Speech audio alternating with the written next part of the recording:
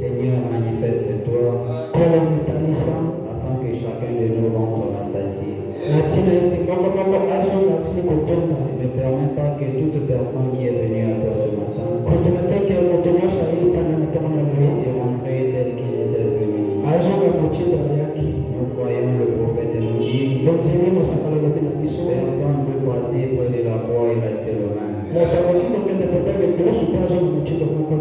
Seigneur Jésus-Christ, nous nous attendons à ce que tu le fasses. Bénis le service de ce matin. Bénis, Seigneur Jésus, ce message partout où il est prêché. Je veux simplement, Seigneur, m'écarter que toi-même tu descends pour parler à ce peuple. Moi, je ne connais pas leurs besoins, Seigneur. Mais du mieux que je peux faire, c'est simplement quand je te cède ma chair et quand je te cède ma pensée, ma bouche, tout ce que j'aime,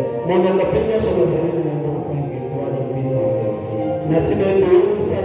C'est cela qui recevront une bénédiction de ta part. Nous pensons à notre pasteur de l'autre côté au Ghana. Tellement il est du haut de la chair. Seigneur, nous prions que cette même onction puisse nous couvrir ce matin. Bénis chaque personne qui est venue à toi. Bénis Israël ton peuple. Bénis ceux qui sont encore en cours de route, puisses-tu les protéger. Afin qu'ensemble ici nous puissions t'adorer. Pour le reste, Seigneur, prends le contrôle de tout. Au nom de Jésus-Christ. Amen. Merci beaucoup. Vous pouvez vous asseoir un instant.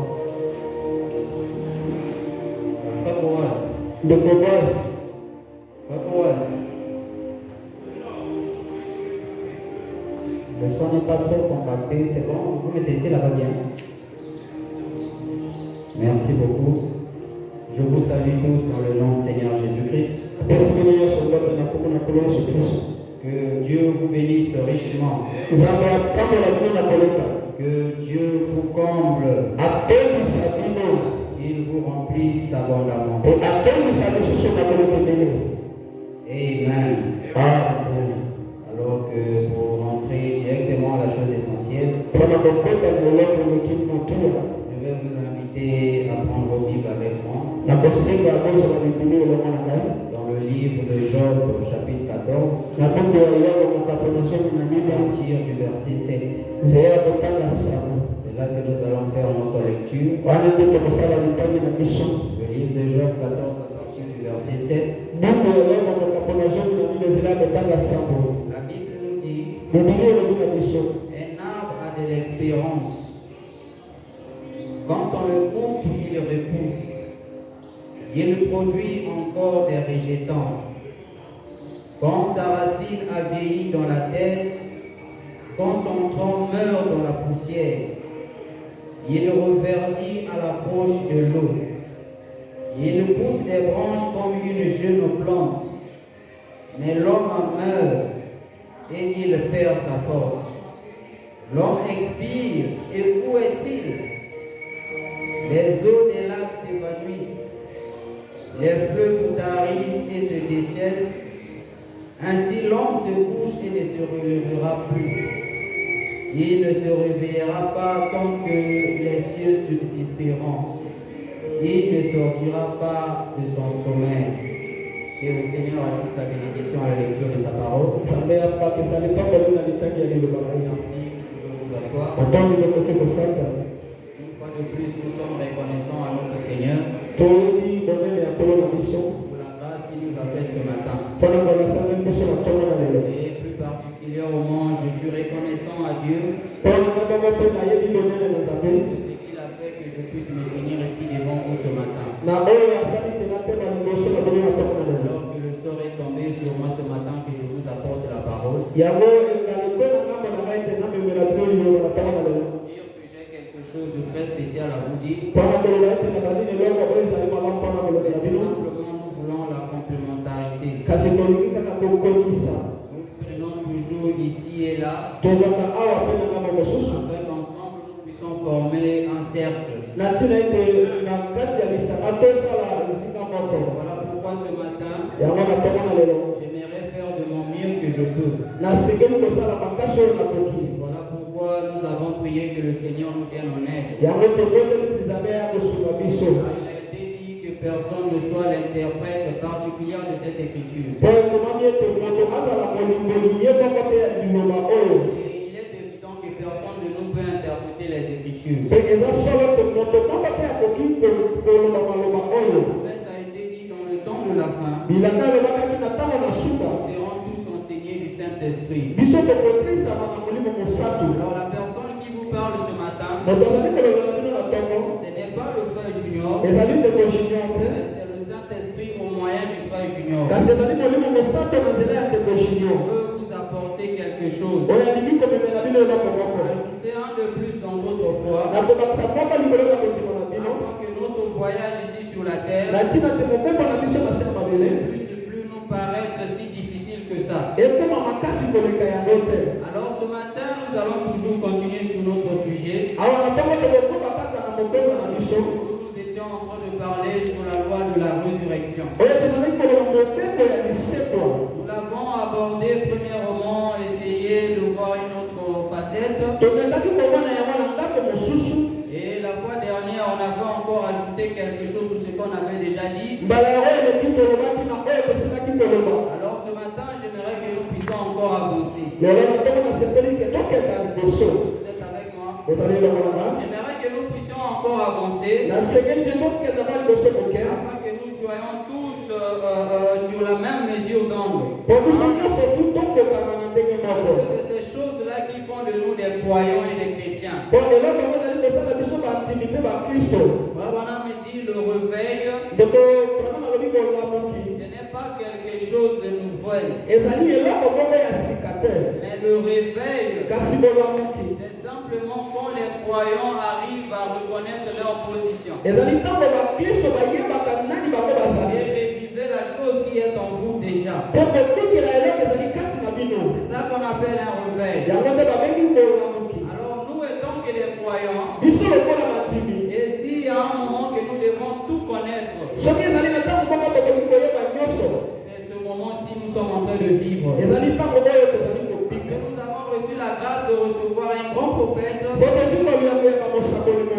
qui nous a dit après lui il n'y aura plus un grand prophète. Il nous a donné tout le conseil de Dieu. Il nous a expliqué toute la Bible. Alors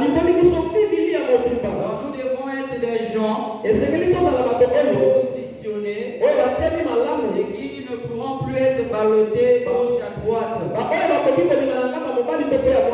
Voilà pourquoi j'ai décidé de vous parler de la loi de la résurrection. D'autant plus que le christianisme se repose sur la mort, l'ensevelissement et la résurrection. Il est vrai que nous vivons ici sur cette terre, mais la Bible nous dit nous sommes des pèlerins étrangers sur cette terre. À quel jour nous allons passer? Mais où est-ce que nous allons partir? Et comment est-ce que nous devons faire pour partir? Voyez-vous? Et le moyen se prépare ici. J'ai l'obligation de vous donner le bagage qu'il faut. Le bagage, c'est comme la connaissance qu'il faut. J'ai ce droit-là de vous donner cette connaissance. Et moi, de mon côté, je m'acquitte de mes engagements et de la charge que le Seigneur m'a confiée. Voilà pourquoi je disais la fois dernière ici, il nous faut être précis dans ce que nous sommes en train de vous dire. Être précis dans ce que nous sommes en train de vous enseigner. Afin que cela ne puisse plus vous troubler. Cela suscite encore beaucoup de questions.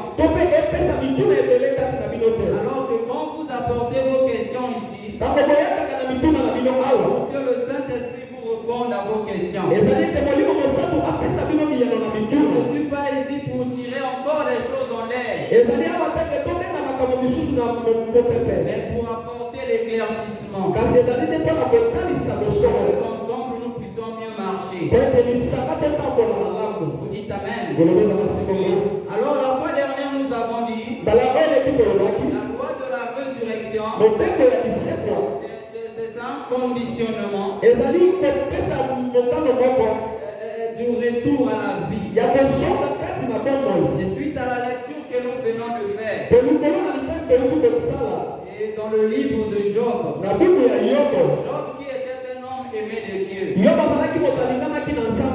homme que Dieu aimait aussi, vis-à-vis de l'intégrité qu'il avait envers Dieu et de sa loyauté. Mais Job, un jour, il est arrivé que dans la vie de Job, il passait des moments difficiles. Job passait des moments de tribulation. C'était si difficile pour Job, à tel point que Job s'est dit beaucoup de choses. Job a fini par maudire le jour qu'il était né. Il a dit beaucoup de choses parce qu'il était un homme. La souffrance qu'il endurait, étant qu'un homme, ça pouvait lui faire certainement très mal. C'est ce qui avait poussé à Job de réfléchir et dire ce qu'il avait dit. Une chose est vraie, la profondeur qui était en Job était plus que même la force de Job. Malgré tout ce qu'il pouvait dire, malgré tout ce qu'il pouvait lui arriver, il y avait comme un nombre que Job s'attachait à cela. Et jusqu'au point où la femme est venue vers Job pour dire à Job, maudit Dieu que tu meurs. Malgré cela, Job ne l'a pas fait. Et il a plutôt répliqué, tu parles comme une femme insensée. Mais d'une autre façon, pourtant la femme pouvait dire la vérité à Job. La souffrance était intense. Voyons comment son mari a quitté de l'homme le plus riche de l'Orient. Un homme souffrant malade sur l'état de la poubelle. Et on a éclaté ses ulcères. C'était quand même inconcevable tant qu'un humain. Mais c'était ce que Dieu avait jugé bon pour Job. Il a été ainsi son intégrité. Parce que souvenez-vous, cela n'était pas venu au hasard. Parce que rien n'arrive dans la vie d'un fils de Dieu au hasard. D'ailleurs, nous ne croyons pas le hasard. C'était plutôt Dieu qui avait accordé cette permission au diable. Qui est le destructeur. C'est Dieu qui avait permis au diable de pouvoir atteindre Job. Qu'est-ce que Dieu était en train de chercher? Il voulait simplement éprouver la sincérité de Job. Voilà pourquoi Job est arrivé à cet état. Mais c'était toujours dans ces temps de détresse. C'était toujours dans ces temps sombres que Jésus apparaît.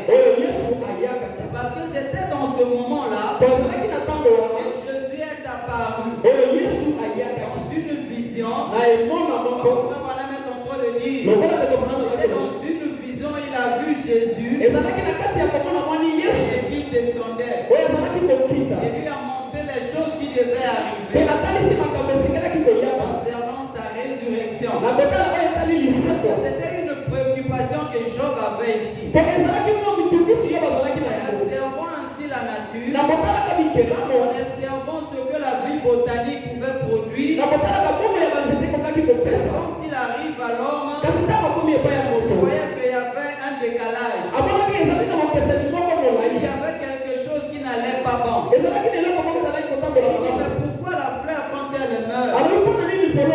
que celle-ci revienne à la vie, mais que l'homme expire et il ne revient pas. Où va-t-il? Alors c'était une préoccupation que Job avait. C'était une très belle préoccupation. Mais cette chose est restée ainsi. Personne n'est venu nous donner les détails. Et pourquoi Job avait eu cette question? Jusqu'à ce que nous avons reçu le prophète. Le prophète vient pour maintenant nous donner les détails qu'il faut. Explication sur cette écriture. Il est en train de dire que Job avait raison de se poser cette question. Pourquoi Job avait raison de poser cette question? Parce que effectivement c'est la chose qui se passait. Mais seulement Job n'avait pas compris un mystère. Job n'avait pas compris quelque chose. Que la vie botanique, ou plutôt la fleur, n'avait pas péché. Mais l'homme, lui, il avait péché. C'est ce qui avait fait que le retour à la vie de l'homme, cela avait changé. Ce n'était plus comme Dieu avait fait. C'était toujours à cause du péché. Ce péché adamique qui avait mis l'homme dans cette condition. Parce que Dieu avait mis des restrictions dans le jardin d'Éden. Ainsi, Adam, de tous les fruits du jardin, tu en mangeras. Quant à celle qui se trouve au milieu du jardin, le jour tu en mangerais, ce jour-là tu mourras. Et Adam, néanmoins, il avait déjà cet avertissement, mais il avait fini par manger de cet arbre. Pour cela, Adam était mort. Pourquoi Adam était mort? Parce qu'il avait enfreint à la loi de Dieu. Et la pénalité de cette loi, c'était qu'il fallait qu'Adam puisse mourir. La fois passée, nous avons dit ici, la Bible ici nous fait mention comme s'il y avait deux Adam. Un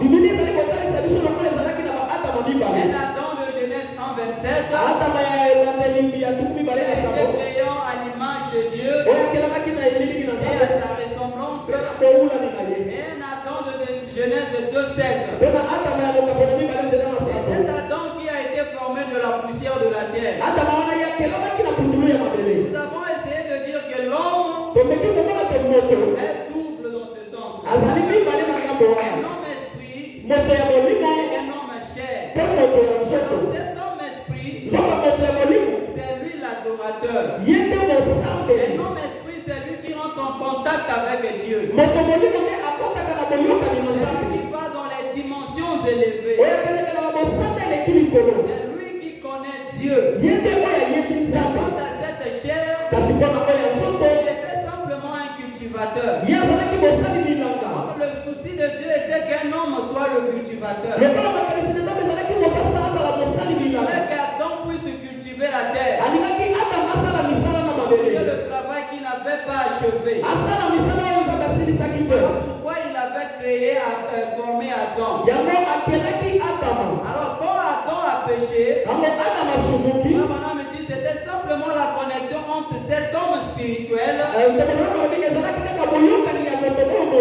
homme esprit et Dieu. Cette connexion qui était coupée. Cet Adam-là qui était mort. Quant à cette chair, continuait toujours de vivre. Ce qui a fait que depuis Adam jusqu'à Job, quand il se pose cette question, et lui ne connaissait pas pourquoi. Parce que eux, ils vivaient sous le sang des boucs et des taureaux. Et qui préfigurait la chose qui devait arriver. Le véritable sang qui devait être versé. Ils ont reçu cette inspiration parce que Ils avaient en eux quelque chose. On leur dirait que c'était le sang. Ils doivent faire l'expiation. Malheureusement pour eux, le sang animal était inférieur au sang humain. Le sang d'un animal ne pouvait pas ôter définitivement le péché. Malgré qu'il offrait les agneaux comme sacrifice, il ressortait toujours avec ce même désir de commettre encore. Pour montrer que le sang animal n'est pas compatible. Mais c'était au moins, comment je peux appeler ça? Madame appelle ça, il a un terme qu'il appelle ça. C'était simplement pour préfigurer le véritable Fils de Dieu qui devait verser son sang et nous apporter l'expiation totale.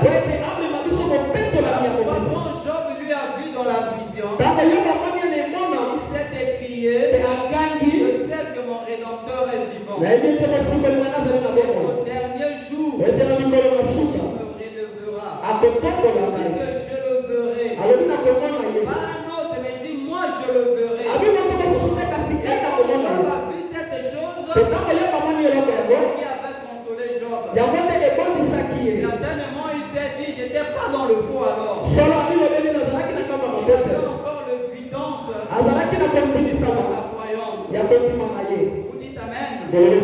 Voilà pourquoi ce matin nous voulons encore dire quelque chose de voir comment fonctionne cette loi qui conditionne notre retour à la vie. La fois passée nous avons dit que pour que la loi puisse rentrer en action, nous avons besoin de trois choses. Premièrement, nous avons eu besoin de l'éveil de la conscience. Une fois nous avons eu l'éveil de la conscience, nous aurons besoin de la connaissance des lois. Parce qu'on ne peut appliquer quelque chose qu'on ne connaît pas. On ne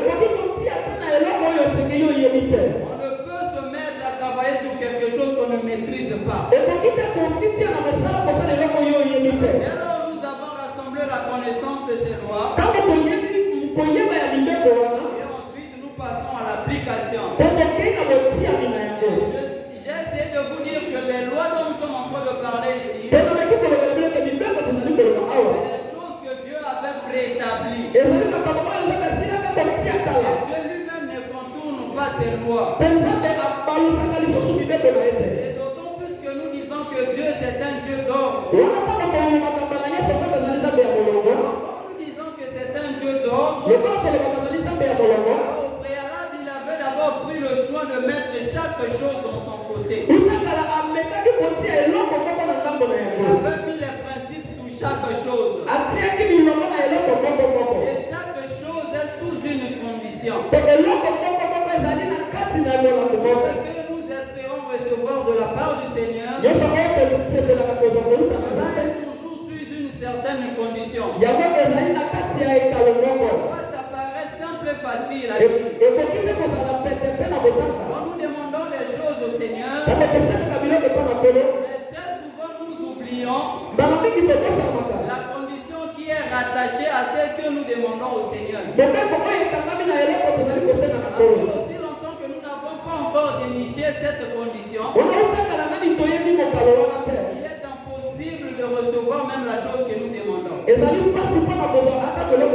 que rien n'est gratuit chez le Seigneur. Nous devons d'abord remplir un certain critère pour posséder cette chose. C'est de même avec cette loi de la résurrection que je suis en train de parler. Et c'est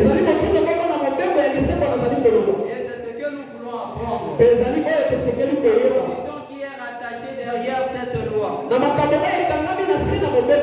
conditionne notre retour à la vie. Aussi longtemps nous ne le respectons pas, aussi longtemps nous ne l'appliquons pas, c'est difficile pour nous. Et pourquoi je parle de cela? Parce qu'un jour j'étais en train de lire frère Branham. Il était en train de prêcher un serment. C'était un service funèbre. Il était un service funèbre. Où il est en train de parler d'un jeune garçon vaillant, un soldat vaillant. Je ne me trompe pas, il s'appelait Garvey. Branham dit il aimait cet enfant. Cet enfant était un vaillant guerrier. Il devait devenir un prédicateur. Alors cet enfant était tombé malade. Et un jour, on appelait frère Branham, il était à l'hôpital. Frère Branham avait prié pour lui. Et il s'était rétabli. Il était encore replongé dans la maladie. Mais malgré cela, cet enfant gardait une foi énorme. Frère Branham me dit, je n'avais jamais vu un jeune garçon de son âge aussi courageux. Quand les gens sont dans des conditions critiques, ils sont abattus, ils deviennent tristes. Je partais voir ces jeunes hommes à l'hôpital. Il avait toujours sa Bible à côté. Il était toujours joyeux. Mais je me suis posé la question, est-ce que cet enfant est en train d'imaginer la condition qu'il se trouve? Jusqu'à ce que quelque chose m'a dit effectivement. Je sais que cet enfant, à l'heure où nous sommes en train de parler, il est de l'autre côté. Papa me dit pourquoi j'ai cette assurance de dire que cet enfant est de l'autre côté.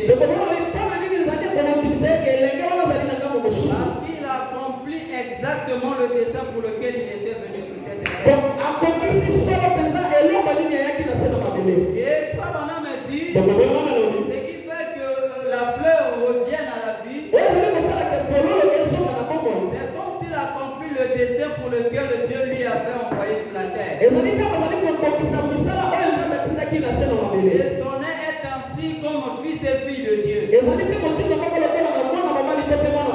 venus sur cette terre. Nous avons chacun de nous le dessein que Dieu attend de nous. Alors le retour à la vie est conditionné par ce que tu vas accomplir comme le dessein. Le Fils de Dieu sur la terre. Voyez-vous? Papa me dit cet enfant avait exactement fait ce que Dieu lui avait fait. Voilà pourquoi ce matin j'ai la joie de vous dire que cet enfant avait choisi un bon chemin. Et je sais qu'il est de l'autre côté.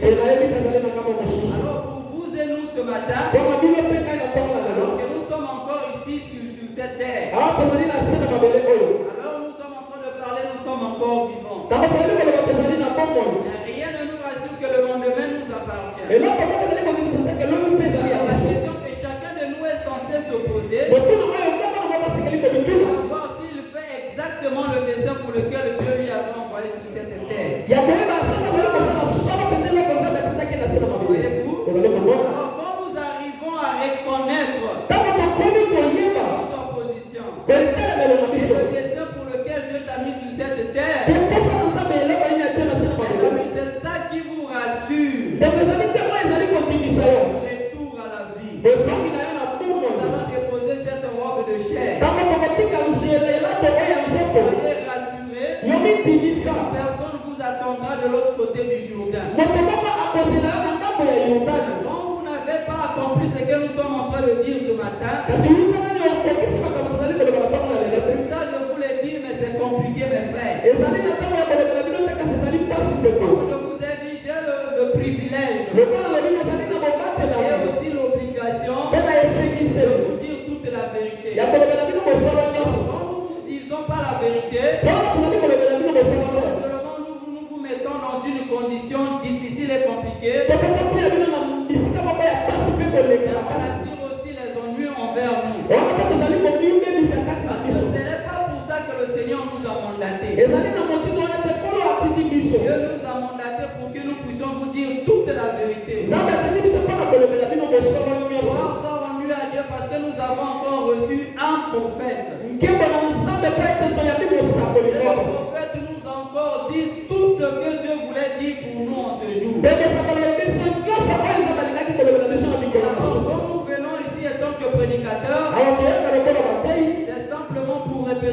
le messager a dit. Et ça dit que la Nous le disons toujours. La répétition est la mère des sciences.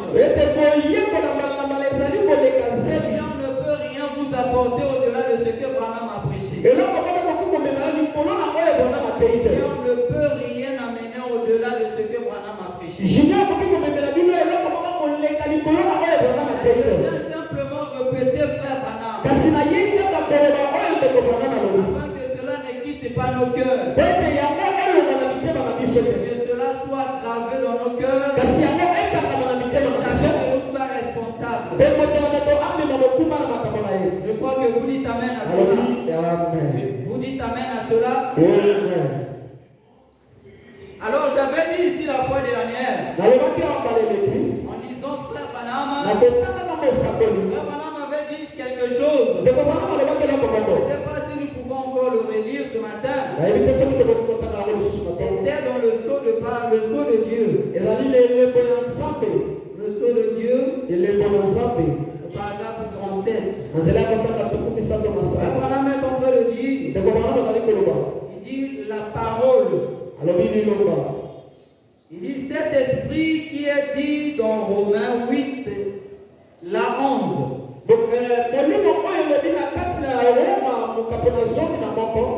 Si cet esprit qui a ressuscité Jésus-Christ est en vous,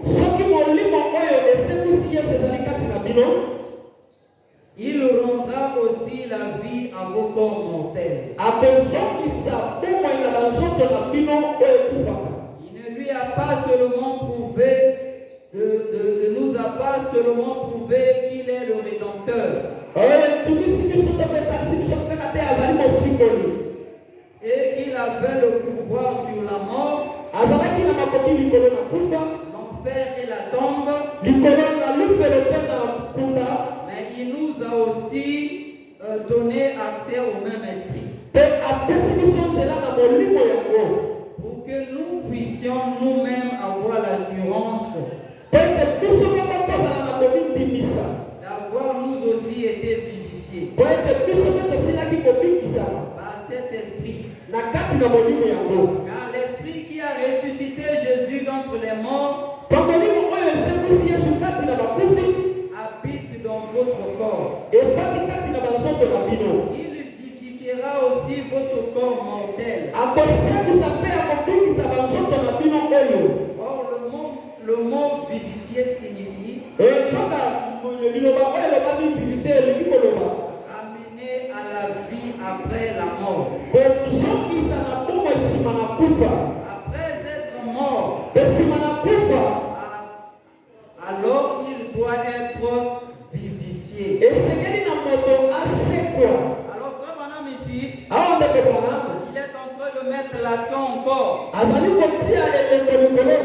sur cette écriture qui est écrite dans Romains 8, 11. Qui Paul qui est en train de enseigner